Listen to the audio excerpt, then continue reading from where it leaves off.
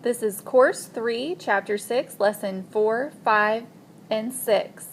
Adding, subtracting, multiplying, and dividing one-step and two-step inequalities. And I am Mrs. McCowan. Okay, first I want to talk to you about some vocabulary words. The first vocabulary word we have here is inequality.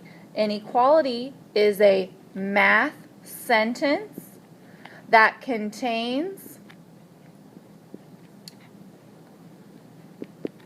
quantities that compare each other, and they use this, less than, greater than, less than or equal to, or greater than or equal to, and they compare numbers. So they are never equal to, it's either greater than or equal to, or greater than or equal to. So an algebraic inequality is an inequality with a variable. So any variable, A, B, C, we usually use X. A solution set is the set of all solutions. And we'll talk about this later as we delve into inequalities. Okay, number 1. We're going to compare two numbers, but first we have to solve this phrase of numbers. 23 minus 14 is 9. And so we're going to take this and then compare it to 6. So, is 9 greater than or less than? Well, it's greater than. So we're going to write the greater than symbol. And I'm going to erase this line because it's not equal to, it's greater than. So this is our answer. Next, we need to solve and then find and compare the differences. Okay, so we have 5 times 6, which is 30. So is 30 less than or greater than 70? It's less than, so we're going to draw our less than sign. Okay, let's look at number 3. Now we're going to delve into solving algebraic inequalities. So the first one I have here is 4 plus x is less than 6. If you remember from one-step equations, we always do the opposite operation. So here we have a 4 plus x. We want to isolate the variable. So what I'm going to do is subtract 4, and whatever I do to one side, I do to the other side of the equation. I bring down my x, so now I have x is less than 6 minus 4, which is 2. Now if I need to graph this, I'm going to graph it over here. If you have room, write this in your notes. This is not a question or main idea, but x is less than 2. So this would be open, and it would be everything to the left.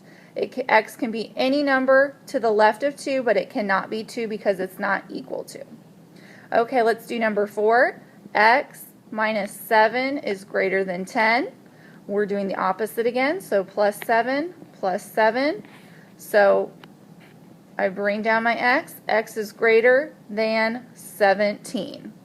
Once again, I draw my number line, 17.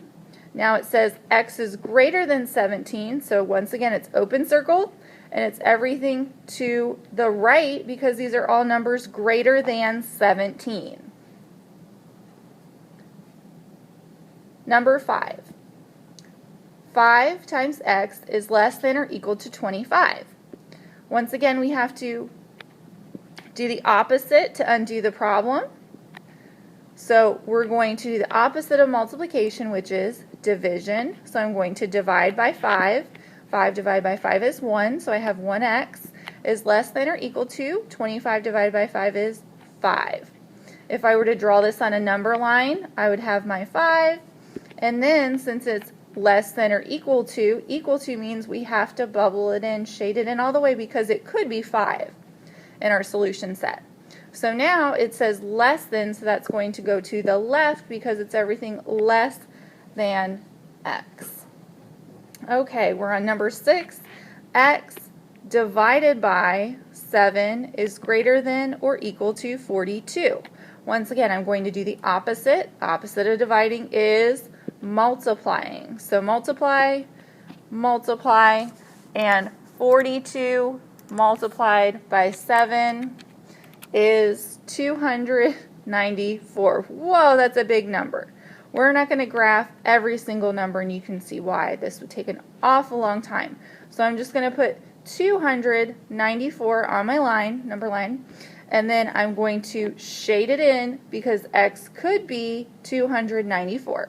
And x is greater than, so that's everything to the right. Okay, moving on. Next problem.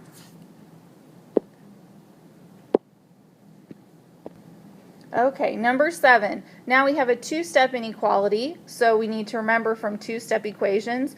The first thing we do is we're going to do the opposite of addition or subtraction because I want to isolate the variables. So we want to get rid of the 3 first. So to move it to the other side, I have to add 3. So I have 28 plus 3 is 31. And now I have 5x is greater than or equal to 31. So now I do the opposite of 5 times x, dividing by x. And then I find that my answer is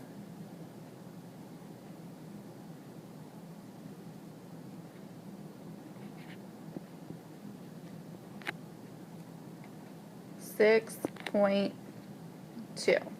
So now if I draw this on my number line, 6.2, and I have it shaded in because it is equal to, and it's everything to the right. Okay, let's move on to number 8. I have 19 minus 4m is greater than 4m plus 11. Ooh, I have 2 variables on either side. So I want to combine my variables and combine my numbers. So I'm going to move my 4m to this side because I like positive numbers, and that means I'm going to move my 11 to the other side. I want my variable on one side and my number on the other side. So now I have 4 plus 4 is 8, and 19 minus 11 is 8. Well, to isolate the variable, I have to divide by 8. So 8 divided by 8 is 1. 8 divided by 8 is 1. So 1 is greater than m. Drawing this on my number line, I have 1, and that means it's open circle, and oops, sorry, I read that wrong. It's 1 is greater than m, so this is everything to the left. 1 is greater than m has to be to the left. Okay, I'd like you to write 3 sentences in your summary about what you've learned in this lesson. And if you need extra help, you can go back and watch the video again, ask Mrs. McCowan a question, or you can come in the morning for extra tutoring. Thank you for watching.